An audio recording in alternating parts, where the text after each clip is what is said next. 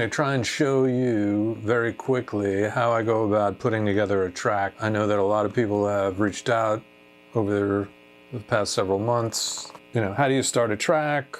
How do you finish a track? How do you do both? So I'm just going to give you an example of what I do, or what I just did maybe 2-3 days ago.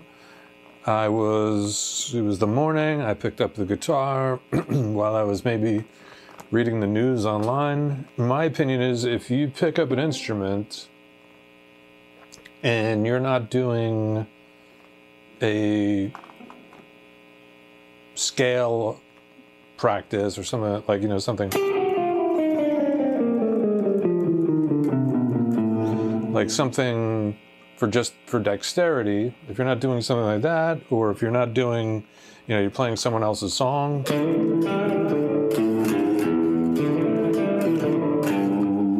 I have the sound dialed up right now for the thing that I'm going to show you. So if you're not doing a finger exercise, and if you're not doing a cover or playing someone else's music, then there is the possibility that you will play something that could become something, an idea, a riff, or a chord progression. As soon as you play something like that, it could be the seed to starting a tune. And you have to be sort of open to hearing and sensing those ideas when they come. And the other day, I started playing this little like chord figure.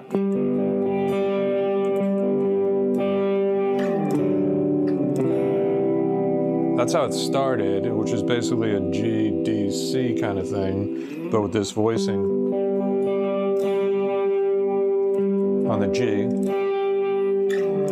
to this D, to this C major 7.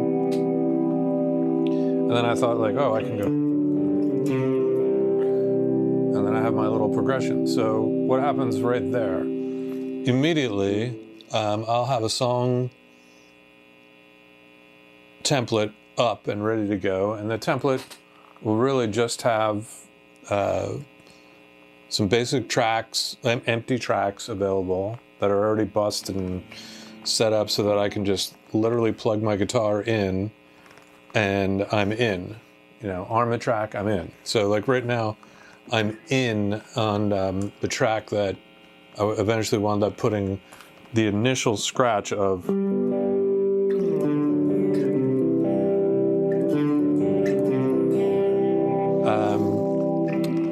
And the way that worked out, I'll show you, is, and I'm going to probably switch back and forth several times. But so what did I have? I had the click, boom, boom, and you can hear my little click, and that's the MPC click that Pro Tools comes with, and it's the click I've been using for a long time. And then boom, here's the first guitar track.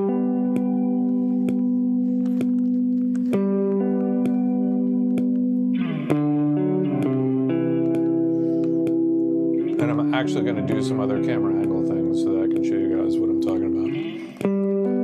So this I played for, I guess I played it for 16 bars.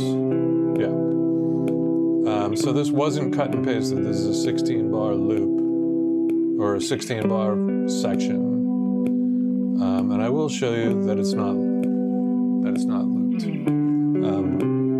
So I wanted that looseness of the first track, and on this first track I didn't play the high stuff. I didn't play that stuff.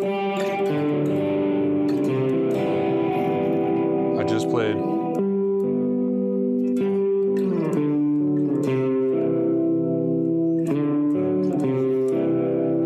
okay, and then after that track, I believe I went to this one.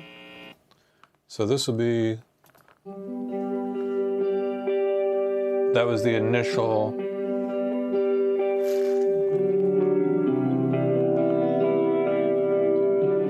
and this one's got,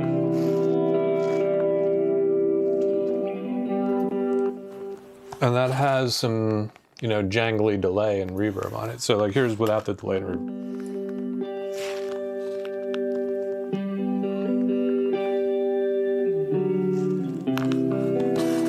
And here's with.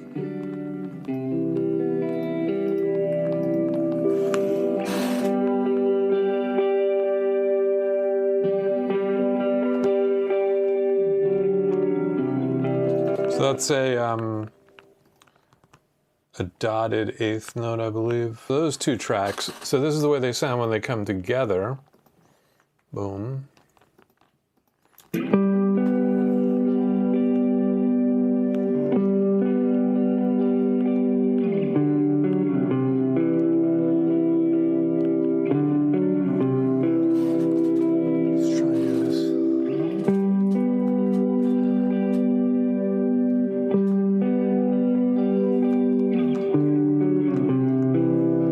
That's these two tracks. Boom, boom, boom. This one's about to mute. So that's this track, the yellow, and then the green comes in. And then what I wanted to do was figure out what chords we're playing there. So I knew that it was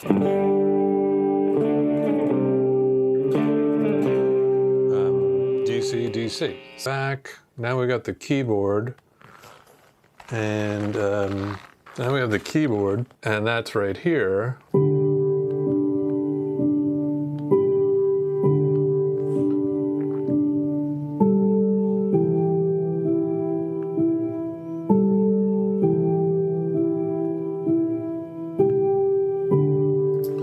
So that is a 4-bar pattern, and yes, I looped that one. Then I came to the idea of like, okay, so I have the piano, the original guitars,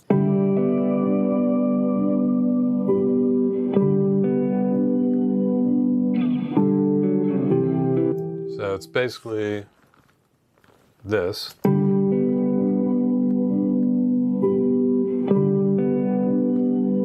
Original guitar and keyboard, then the higher guitar and with the echoes.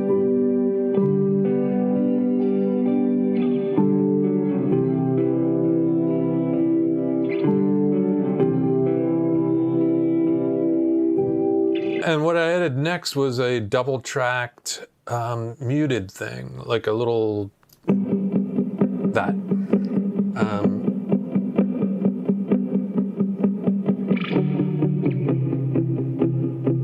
And those have like, you know, some bananas amounts of echo and reverb on it, but when it's played with the keyboard,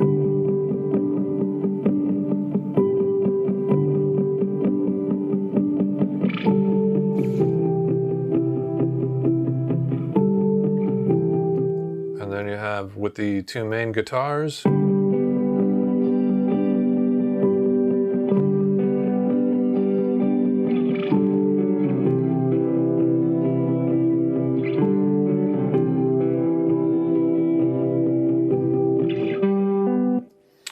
then I added this guitar, and this is the one with the volume echo thing.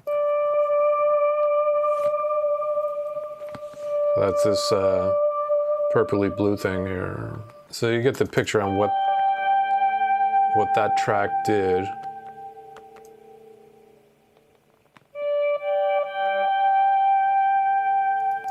So if you heard it with the keyboard, you'd hear this.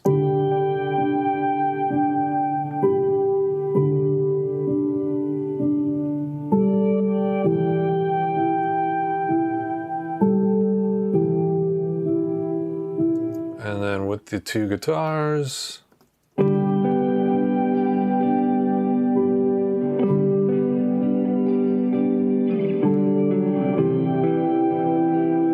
And last but not least, I added bass.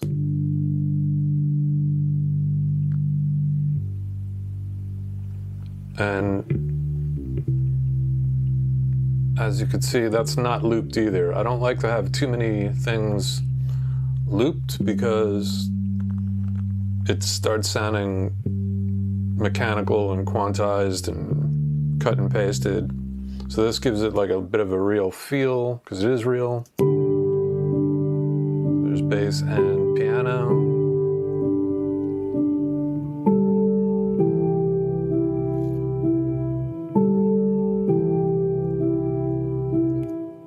So I'll play you with the whole kit and caboodle thing. Just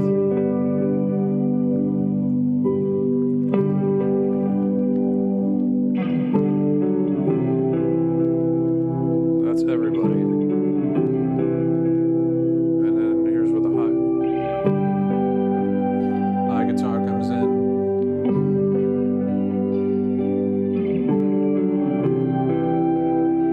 The green one. And then the purple is the swells. And then these are the muted coming in.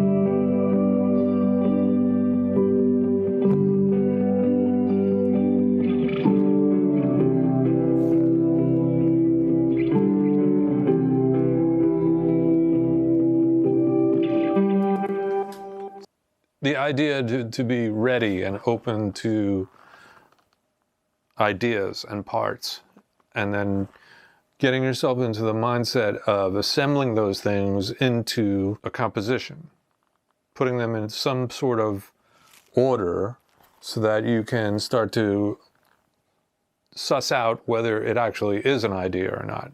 So they're ideas, but something doesn't necessarily have to be a good idea. And the only way to find out is to go through the process, put the time in. So that one started in the morning, and I think by the end of the afternoon, the tracking was all done. Then I did some arranging and mixing, and by arranging I mean, when does this part come in? What's the strength here? Like, should the main guitar play throughout the whole thing, or when do those little muted things come in?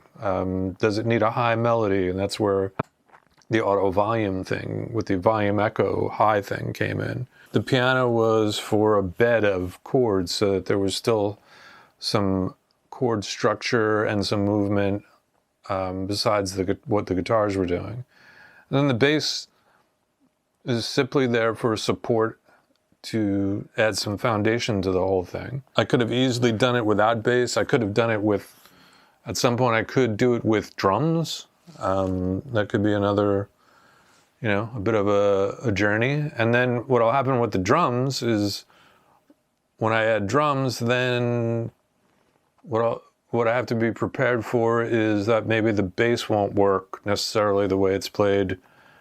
So it'll have to be replayed to the drums. And then maybe the main guitar part should work with a beat, and the beat will have to be kind of tailored to fit that riff. But it's possible that with a beat, that those guitars won't feel correct, and I'll have to disintegrate a couple of parts and replay them to the new rhythmic foundation, which would be the new drums and probably the new bass. And then, of course, that changes the mix. That changes the blend of things and how I would approach levels. So this is like the sculpting kind of thing, where you start off with a big lump of clay and you start scraping it away and turning it into some shape that you're going for, and maybe there's a happy accident along the way where you're like, oh, that's I took away a little bit more than I thought I was going to take away here, so let me plop some more clay on top and rebuild that out a little bit. So in the case of music and a music production, it's the same thing, where you start with a little something, and I'll include my little voice note of my guitar thing, because what I did was initially, when I first wrote the part, like I said, it was 7 o'clock in the morning, and I was just getting into reading about whatever the news was for the day, or checking the weather. The guitar part came to me, so I had my phone sitting there, hit the little voice notes thing, played the guitar in because I was already plugged into my amp, and my pedals, then I had that safety in my head of, okay, I'm not going to completely forget that riff or that little chord sequence because I have it in my phone. I wouldn't be opposed to, if it was the right scenario, you know, taking something recorded in voice notes and importing it into a track and building from there. I could still use a metronome and play and record that, and you know, you can play around with things a lot of different ways. There's no rules. And also, that guitar would probably not make the end, so it's not like I'd be worried about losing the main guitar by having a click recorded with it on my phone. It's just to get the idea, get the composition going, get the structure going, and you go from there. The other things that I would like to sort of point out is in the context of building tracks or, you know, writing and things like that, is that, like, you should have all your guitars should be in tune all the time, or at least have a clip-on tuner on them so that you could, before you start doing anything that could turn into something, maybe tune the guitar, make sure you're ready to go. And then the same thing with the context of, in the case of all my effects chain or recording chain, it's all ready to go. So while I can be playing my guitar through my pedals into my amp to just kind of noodle while I'm watching YouTube or something, that system is only one.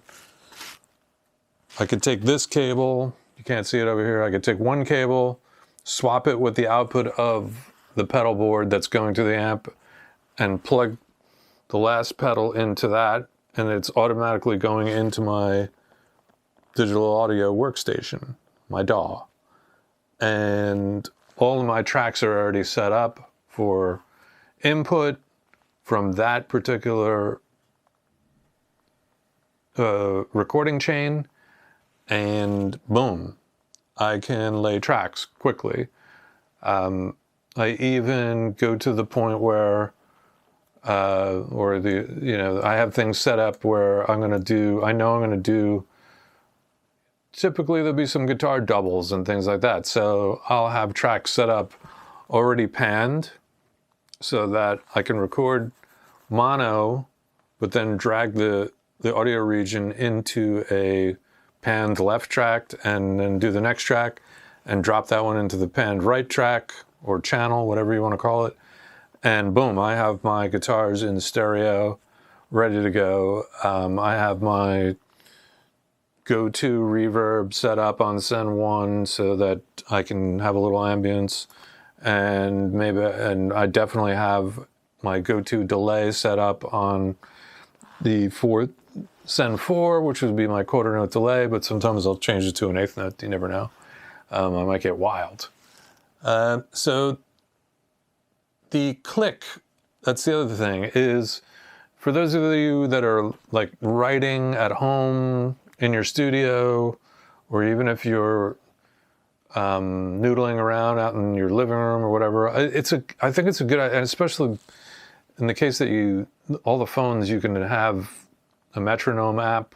I think it's important that you work on ideas to tempo, because everything is going to be to tempo sooner or later. And if you're playing a riff and you're not practicing it or working it out to tempo, then it might not actually be a riff that will work if your sense of time is a little wacky. So you might want to get that. You should be able to tap your hand to something real quickly as you're playing, or tap your foot and say, like, okay, like, let me just tap in that tempo on my metronome and start playing this thing to the metronome, because then you'll be able to mess around with rhythms and counter rhythms and build the structure of the riff to tempo sooner, rather than finding out later that you were sort of like manipulating time a little bit, and now that riff isn't necessarily going to work when you go to play it in a track. It's funny, I was thinking about the Kansas documentary that I mentioned a while ago, and then I thought about a story that I heard about Joe Walsh with regards to Life in the Fast Lane. And Life in the Fast Lane was what he thought of was a finger exercise, like a thing that he was playing to like loosen up pre-show. And I believe it was Don Henley and maybe even Glenn Frey also, who said like, hey, what's that? And he's like, oh, that's nothing. That's just my riff that I play to like loosen up. And that became Life in the Fast Lane. And the other one was Dust in the Wind with Kansas. The guy was, Kerry Livgren was trying to learn some finger picking stuff, and he was playing that chord sequence and finger picking sequence to Dust in the Wind, and his wife heard it, and I guess she heard it often, and she was like, you know, what's that? And he said, oh, it's nothing. She's like, no, I think that is something. And then maybe the light bulb went off for him, and he said to himself, oh, wait a minute, maybe I do have something. Maybe this is something. And of course, it became the life-changing track for them, along with Carry On My Wayward Son. I talked about that in Why You Need to Make Demos video, I believe. I know I'm supposed to make things exciting and get you to go listen to other videos or watch other videos and things like that. Being aware that as soon as you pick up your guitar or sit at the piano or whatever, that something could happen there. And if you're in this to make compositions and make music, you have to be tuned into that. And I'll get into how to inspire yourself to get into those type of things, get into those writing situations, because you have to. So in other words, say you're a producer and you're going to be working with an artist tomorrow or today, let's just say, like if someone's coming in an hour and I'm going to be working with a songwriter, you have to come up with something. And the way to come up with something is to be in the habit of creating as soon as possible. So if you're in that, once you get into that mindset of looking for opportunities on the instrument, or it could be piano, it could be guitar, it could be just a vocal thing, you have to be looking for those and open to those opportunities, because they're going to be there.